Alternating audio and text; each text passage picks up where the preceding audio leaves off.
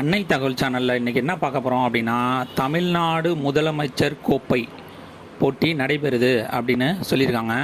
இது எந்தெந்த கேட்டகரியில் நடைபெறுது, யார் யாரெல்லாம் இதில் கலந்துக்கலாம், வயது வரம்பு என்ன, இந்த போட்டியில் வெற்றி பெற்றால் என்ன பயன் அப்படிங்கிறத ஒன் பை ஒன்னாக பார்க்கலாம்.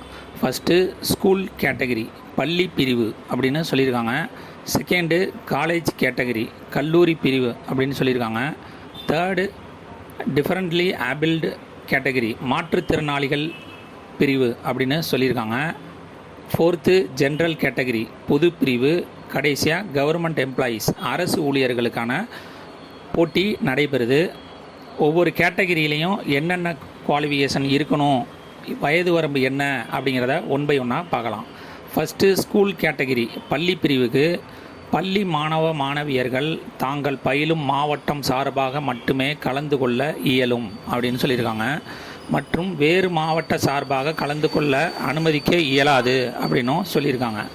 செகண்டு, போட்டிகளுக்காக இணையதளத்தில் விண்ணப்பிக்கும் போது தாங்கள் பயிலும் பள்ளியில் இருந்து போனோஃபைட் சர்டிஃபிகேட்டு அல்லது ஐடி கார்டு பெற்று கட்டாயமாக பதிவேற்றம் செய்திட வேண்டும் அப்படின்னு சொல்லியிருக்காங்க. போட்டிகள் நடைபெறும்போது போனோஃபைட் சர்டிஃபிகேட்டு, ஐடி கார்டு கட்டாயமாக சமர்ப்பித்தல் வேண்டும் அப்படின்னும் சொல்லியிருக்காங்க. வயது வரம்பு என்ன கொடுத்துருக்காங்க அப்படின்னா, 12லேருந்து 19 வயசு இருக்கிறவங்க இந்த பிரிவில் விண்ணப்பிக்கலாம் அப்படின்னு சொல்லியிருக்காங்க. அடுத்தது காலேஜ் கேட்டகரி, கல்லூரி பிரிவு. கல்லூரி மாணவ மாணவியர்கள் தாங்கள் பயிலும் மாவட்டம் சார்பாக மட்டுமே கலந்து கொள்ள இயலும் அப்படின்னு சொல்லியிருக்காங்க. மற்றும் வேறு மாவட்டம் சார்பாக கலந்து கொள்ள அனுமதிக்க இயலாது அப்படின்னு சொல்லியிருக்காங்க.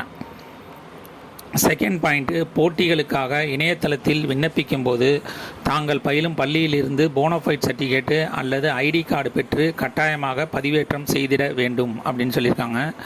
3, போட்டிகள் நடைபெறும்போது போனோஃபைட் சர்டிஃபிகேட்டு, ஐடி கார்டு கட்டாயமாக சமர்ப்பித்தல் வேண்டும் அப்படின்னு சொல்லியிருக்காங்க. வயது வரம்பு 17லேருந்து 25 வயசு இருக்கிறவங்க இதுக்கு விண்ணப்பிக்கலாம் அப்படின்னு சொல்லியிருக்காங்க.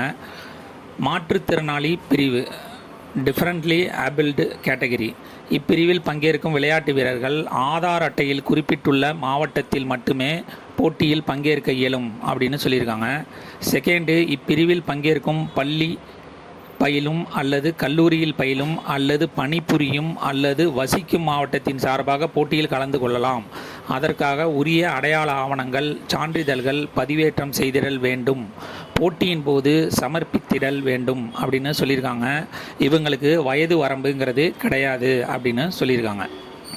அடுத்தது ஜென்ரல் கேட்டகரி, பொது பிரிவு. வயது வரம்பு 15லேருந்து 35 வயசு இருக்கிறவங்க வரலும் இதுக்கு விண்ணப்பிக்கலாம் அப்படின்னு சொல்லியிருக்காங்க. ஆதார் அட்டை கண்டிப்பாக பதிவேற்றம் செய்திடல் வேண்டும். ஆதார் அட்டை சார்ந்த மாவட்டத்தில் மட்டுமே போட்டியில் பங்கேற்க வேண்டும் அப்படின்னு சொல்லியிருக்காங்க. ஒரு மாவட்டத்தில் மட்டுமே பதிவு செய்து அம்மாவட்டத்தில் மட்டுமே போட்டியில் பங்கேற்க வேண்டும் அப்படின்னு சொல்லியிருக்காங்க. தமிழ்நாடு விளையாட்டு மேம்பாட்டு ஆணையத்தில் பணிபுரியும் அலுவலர்கள் மற்றும் பயிற்றுனர்கள் போட்டியில் கலந்து கொள்ள அனுமதி கிடையாது அப்படின்னு 4th பாயிண்ட்டாக சொல்லியிருக்காங்க. 5th பாயிண்ட்டு, இப்பிரிவில் பங்கேற்பவர்கள் தமிழ்நாட்டை சார்ந்தவராக இருத்தல் வேண்டும். மற்ற மாநிலங்களை சார்ந்தவராக இருப்பின் குறைந்தபட்சம் 5 ஆண்டுகள் தமிழ்நாட்டில் வசித்தவராக இருத்தல் வேண்டும். உரிய ஆவணங்கள் பதிவேற்றம் செய்திடல் வேண்டும் அப்படின்னு சொல்லியிருக்காங்க. கடைசியாக அரசு ஊழியர்கள் கவர்மெண்ட் எம்ப்ளாயீஸ், அரசு ஊழியர்கள் தங்களது அலுவலக அடையாள அட்டையினை கண்டிப்பாக பதிவேற்றம் செய்திடல் வேண்டும் மற்றும் போட்டிகளின் போது சமர்ப்பித்திடல் வேண்டும் அப்படின்னு சொல்லியிருக்காங்க. அரசு ஊழியர்கள் தாங்கள் பணிபுரியும் மாவட்டம் சார்பாக மட்டுமே பங்கேற்க முடியும். பணிபுரியும் மாவட்டம் தவிர வேறு மாவட்டம் சார்பாக பங்கு பெற அனுமதிக்க இயலாது அப்படின்னு போட்டிருக்காங்க. 3வது, வெளி முகாமை ஒப்பந்த ஊழியர்கள் பங்கு பெற அனுமதி கிடையாது அப்படின்னு சொல்லியிருக்காங்க. 4th பாயிண்ட்டு, தமிழ்நாடு விளையாட்டு மேம்பாட்டு ஆணையத்தில் பணிபுரியும் அலுவலர்கள் மற்றும் பயிற்றுனர்கள் போட்டியில் கலந்து கொள்ள அனுமதி கிடையாது அப்படின்னு சொல்லியிருக்காங்க.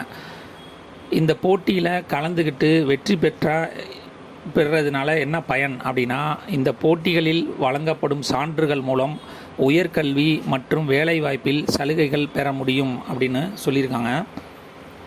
இந்த போட்டிகள் பங்கேற்க கடைசி நாள் 25/8/2024 அப்படின்னு சொல்லியிருக்காங்க. டிஸ்கிரிப்ஷனில் லிங்க்கு கொடுத்துருக்கேன். நீங்கள் எந்த கேட்டகரியோ அந்த கேட்டகரியை செலக்ட் பண்ணி விண்ணப்பித்து வெற்றி பெறுக. மேலும் ஃபஸ்ட்டு எடுத்தோன்னே உங்களுடைய செல் நம்பர் கேட்குறாங்க. உங்கள் செல் நம்பர் எந்த செல் நம்பரை வச்சு இந்த போட்டிக்கு விண்ணப்பிக்கிறீங்களோ அந்த செல்லுக்கு ஓடிபி வரும். அதே மாதிரி உங்களுடைய Aadhaar card, bank passbook, educational ID card இல்லைனா போனஃபைட் சர்டிஃபிகேட்டு இதெல்லாம் எடுத்துகிட்டு போயிடுங்க. விண்ணப்பித்து வெற்றி பெறுக. நன்றி, வணக்கம்.